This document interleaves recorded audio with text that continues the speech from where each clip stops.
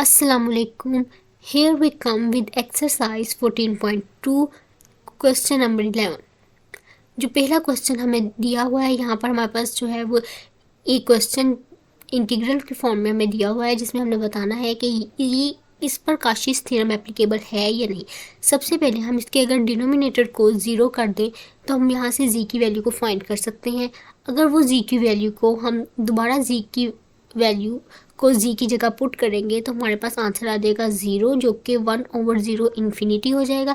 हम इस पर काशीस इंटीग्रल थ्योरम अप्लाई नहीं कर सकते, इस वजह से हम इसके ऊपर principle of deformation of path apply करेंगे।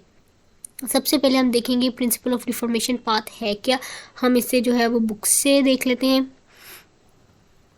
Principle of deformation of path, इसको हम शॉर्टली इसको डिस्कस करते हैं। जब हमारे पास कोई भी हमारे पास फंक्शन हो, उसकी पावर m हो, m कोई भी पावर हो उसे हम m कह रहे हैं, लेकिन m अगर -1 के इक्वल होगी तो इस पूरे इंटीग्रल का आंसर 2 पाई आयोटा आ जाएगा। और अगर इसकी m की वैल्यू -1 नहीं होती या कोई और इंटीजर होगी तो इस पूरे इंटीग्रल का आंसर जो है वो हमारे पास 0 आ जाएगा।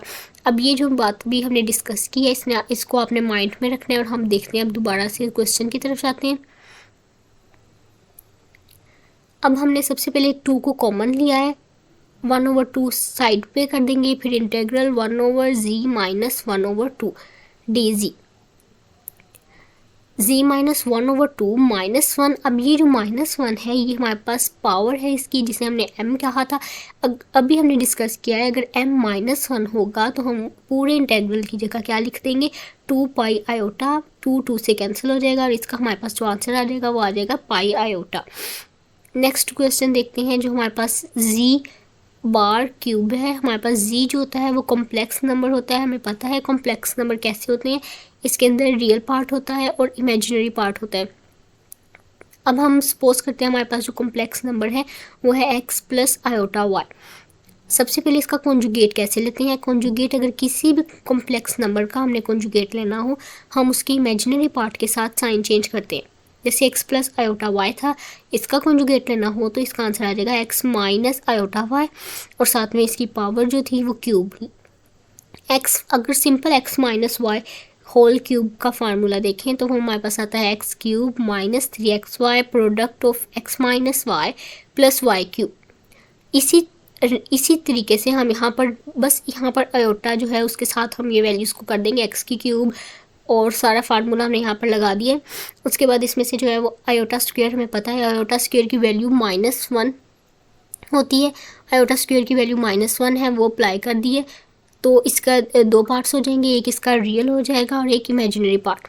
फिर हमने इस पर काशीस रीमन इक्वेशन अप्लाई करके देखनी है। वो क्या है, सबसे पहले हमने रियल पार्ट को u कहा, इमेजिनरी पार्ट को हम y कंसिडर करेंगे। u को हमने with respect to x differentiate करना है और with respect to y। Similarly v को भी विद रिस्पेक्ट टू y और with respect to x differentiate करेंगे। यहाँ पर हम x के अकॉर्डिंग कर रहे हैं तो पावर स्टार्ट में आएगी और पावर में एक कमी होती है। जैसे 3 स्टार्ट में आया और 3 में से -1 करेंगे, पावर में से हम एक माइनस करेंगे तो ये आ जाएगा 3x²। और यहाँ पर x था तो x की अगर x के अकॉर्डिंग ही हम डिफ्रेंशिएट करें तो वो आता है 1, तो इस वजह से 3y² आ गया। अगर हम इसे y के अकॉर्डिंग करेंगे तो ये x³ जो है ये 0 हो जाएगा और जो y² था इसका जो स्क्वायर है वो स्टार्ट में आ जाएगी, पावर स्टार्ट में आएगा तो ये हो जाएगा 2 × 3 6 और x ऐसे ही आएगा। x जो है यहाँ पर एज अ कॉन्स्टेंट बिहेव करेगा और y 2 में से हम एक माइनस करेंगे तो 2 - 1 1, इसकी पावर 1 आ जाएगी। इसी तरह आपने जो इमेजिनरी पार्ट है उसको भी y और x के अकॉर्डिंग डिफ्रेंशिएट कर देना। काशीस रीमन इक्वेशन होती है कि फर्स्ट इक्वेशन इसकी ये होगी partial u over partial x must be equal partial v over partial y। इन दोनों को इक्वल होना चाहिए और partial u over partial y is equal to minus partial v over partial x। हमारे पास पहले ही काशीस रीमन इक्वेशन सेटिस्फाई नहीं हो रही, इसलिए हम कहेंगे कि ये फंक्शन एनालिटिक नहीं है और हम इस पर काशीस इंटीग्रल थ्योरम अप्लाई नहीं कर सकते।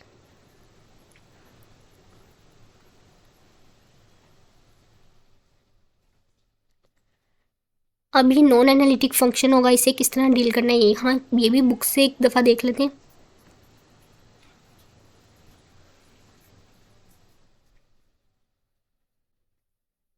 अगर हमारे पास फंक्शन नॉन एनालिटिक है तो क्या करेंगे, हम जो हमारे पास जो z है उसे ई आयोटा टी लिखेंगे और इसकी लिमिट्स जो है वो हम 0 से 2 पाई लगा रहे हैं और साथ में हमने z को with respect to t differentiate करना है।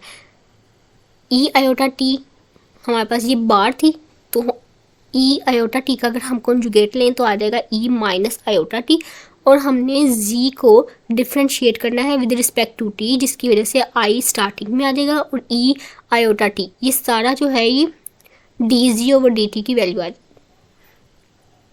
फिर हमने इसको देन सोल्व कर लिया और लिमिट लगा ली। अब यही चीज़ हम वहाँ पर देख लेते हैं एक दफ़ा। सेम जैसे वहाँ पर हमने z को इक्वल किया था ई आयोटा टी के वैसे ही किया, फिर उसके बाद हमने इसका डिफ्रेंशिएट इसका किया D G over D T जिसे हम जी डॉट टी भी लिख सकते हैं is equal to D over D T. G हमारे पास क्या था ई आयोटा टी वो लिख लिया। अब इसको कैसे हम कर सकते हैं, इसका डेरिवेटिव कैसे ले सकते हैं। जो भी चीज़ पावर में होती है पहले तो ये एज इट इज़ आएगा ई एक्सपोनेंट वाली e iota t as it is आएगा, फिर जो पावर होगी इसकी उसको हम with respect to T differentiate करेंगे। जब आई टी को हम विद रिस्पेक्ट टू टी करेंगे तो टी जो है वो 1 आ जाएगा और सिर्फ आयोटा आएगा स्टार्ट में। Iota e iota T D t is equal to d z. Then इसकी लिमिट्स हमने देखी थी 0 से 2 पाई ही हैं। उसके बाद हमने यहाँ पर जी देखें, क्वेश्चन हमारे पास था जी बार क्यूब। जी हमने क्या लिया है ई आयोटा टी लिया है, साथ में बार लगा दी क्यूब लगा दिया और साथ में ये डी जी की जगह हमने ये वैल्यू लिख देनी है I E iota T D T.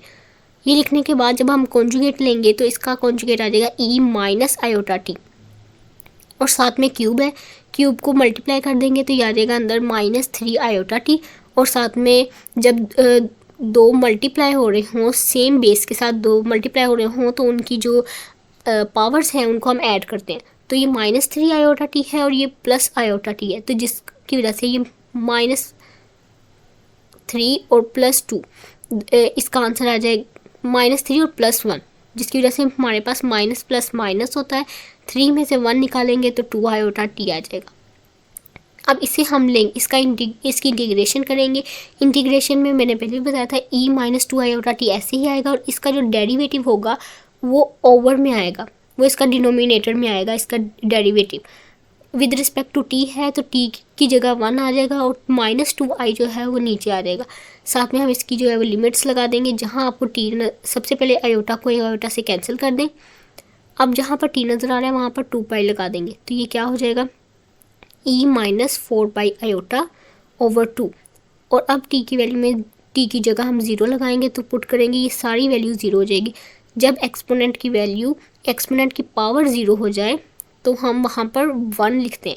Exponent की पावर 0 होगी तो उसे हम 1 कंसीडर करते हैं, साथ में 2 एज इट इज़ आ गया। अब ये -4 पाई आयोटा की जगह नेक्स्ट स्टेप में मैंने 1 लिखा है। ये हमने 1 क्यों लिखा है, एक फार्मूला आपने पढ़ा होगा e iota theta is equal to cos theta plus iota sine theta होता है। अब बस थीटा की जगह आपने 4 पाई कंसिडर कर लेना है।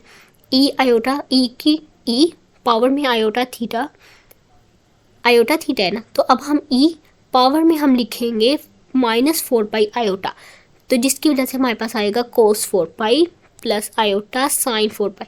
जब हम इसे सोल्व करेंगे तो कोस 4 पाई जो है उसका आंसर 1 आ जाएगा और ये साइन 4 पाई जो है ये 0 हो जाएगा, जिसकी वजह से हमने इस पूरी वैल्यू ई -4 पाई आयोटा की जगह 1 ही लिख लिया है और ये दोनों जो है वो कैंसिल हो गए और इसका आंसर हमारे पास 0 आ जाएगा। क्वेश्चन नंबर 13 है, इसमें काशियस थ्योरम अप्लाई हो रहा है कि नहीं ये बताना है। अब हम इसमें डिनोमिनेटर को 0 के इक्वल कंसीडर करेंगे और फिर इसका जो आंसर होगा वो 1 से ग्रेटर होगा, जिसकी वजह से हम कहेंगे एफ फंक्शन जो है वो एनालिटिक है और हम इस पर काशियस इंटीग्रल थ्योरम अप्लाई कर सकते हैं। सिमिलरली क्वेश्चन नंबर 12 की तरह ही क्वेश्चन नंबर 14 है, हम इसे भी देख लेते हैं। F G is equal to 1 over G conjugate. सबसे पहले आपने वही काम करना है। सबसे पहले G is equal to E iota T, फिर हमने इसको D G with respect to T differentiate करना है। जब हम इसे with respect to T differentiate करेंगे ये आंसर आएगा।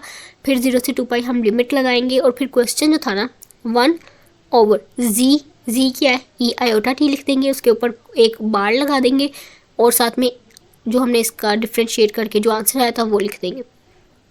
अब कॉन्जुगेट कैसे लेना है, इसका साइन चेंज कर देंगे। बस ई आयोटा टी था तो हम इधर लिख देंगे ई माइनस आयोटा टी। अब ई माइनस आयोटा टी को जब हम ई माइनस आयोटा टी जब न्यूमरेटर में जाएगा तो इसका पावर क्या हो जाएगी, इसकी पावर हो जाएगी plus E plus iota T बन जाएगा। और एक ऑलरेडी हमारे पास ई आयोटा टी है, ये दोनों प्रोडक्ट हो रहे होंगे तो पावर्स जो है वो इनकी ऐड हो जाएंगी, जिनकी वजह से ये बन जाएगा ई 2 आयोटा टी। और ये जो आई है ये हम बाहर निकाल देंगे क्योंकि ये एज अ कांस्टेंट है, हम विद रिस्पेक्ट टू टी इसको इंटीग्रेट कर रहे हैं तो I as a constant behave करेगा, इसलिए हमने इसको साइड पे कर दिया है। 0 से 2 पाई लिमिट हो गई ई टू आई टी। अब हम इसकी इंटीग्रेशन करेंगे, सेम ऐसे ही करेंगे। जब इंटीग्रेशन करेंगे फर्स्ट एज इट इज़ ही आएगा ई 2 आयोटा टी और फिर जो पावर होगी उसका डेरिवेटिव हम इसके डिनोमिनेटर में लिख देंगे। फिर हम टी की जगह लिमिट्स लगाएंगे, टी की जगह 2 पाई लगाएं तो ये हो जाएगा 4 पाई आयोटा। और अगर हम टी की जगह 0 लगाएंगे तो ई की पावर अगर 0 हो तो वो 1 होता है, तो हम लिख देंगे 1/2 आई। ई 4 पाई आयोटा जैसे हमने यहाँ पर डिस्कस किया था ये चीज़, तो आप यहाँ पर भी सेम वैसे ही देख सकते हैं कि यहाँ पर भी आंसर यही आएगा e 4 pi iota is equal to cos 4 pi plus i sine 4 pi. जब हम इसे सोल्व करेंगे तो एक वैल्यू जो है वो 0 हो जाएगी और एक 1 आएगी, जिसकी वजह से टोटल 1 + 0 1। इसी वजह से हमने ई की पावर 4 पाई आयोटा की जगह 1 लिखा है और साथ में 2 - 1/2 और ये भी कैंसिल हो गया। और इससे हमें पता लगता है कि फंक्शन एफ एनालिटिक नहीं है। आज हमने यहाँ क्वेश्चन नंबर 11 से 14 डिस्कस किए हैं इसकी बुक से और इसकी स्टेप बाय स्टेप हमने इसको थोरोली डिस्कस किया है। Hopefully you will understand. अल्लाह हाफिज़।